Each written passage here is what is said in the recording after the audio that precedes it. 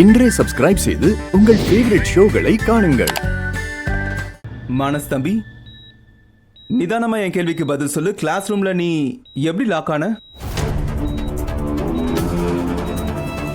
Police uncle கேக்குற கேள்விக்கு மட்டும் பதில் சொல்லு. சொல்லு பேபி.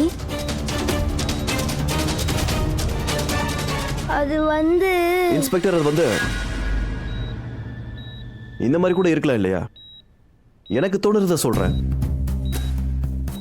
மானஸ் ஸ்கூலுக்குள்ள போயிருக்கான்.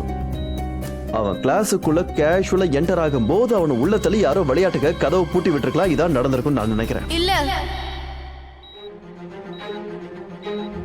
மானச எந்த ஒரு சின்ன பையனும் தள்ளி விடல.